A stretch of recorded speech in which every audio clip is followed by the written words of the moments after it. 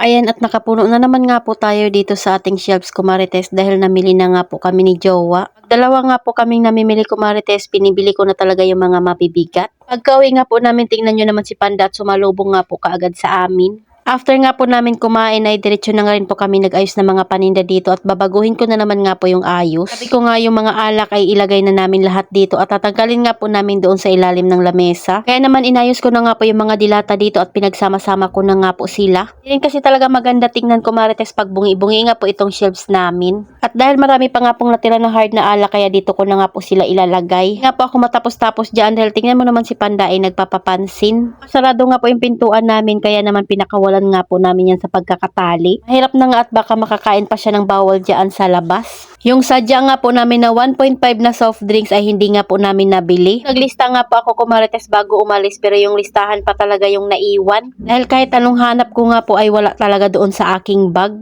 Yun na lang at sakto nga po yung mga nakuha ko dahil natandaan ko nga po yung iba. Kaya lang wala nga po akong nakuhang 1.5. Kinabukasan na lang ay magpapabili na nga po ako kay Jowa dahil hindi nga pwedeng walang 1.5 dito na soft drinks. Kaya hindi rin talaga basta-basta ang pagkakaroon nga ng tindahan ko marites. Ikaw na yung mamimili, ikaw pa ang mag-a-arrange. Habang nag-aayos nga kami dyan ko marites, meron nga pong bumili ng 4 na Red Horse. Kaya pala maraming nagiinom nga kagabi ko marites dahil nakalimutan ko na Sabado na nga po pala kahapon. So ayan, instant 500 na naman nga po yung ating kinita. May mga pahabol pa nga mga chichirya ko marites.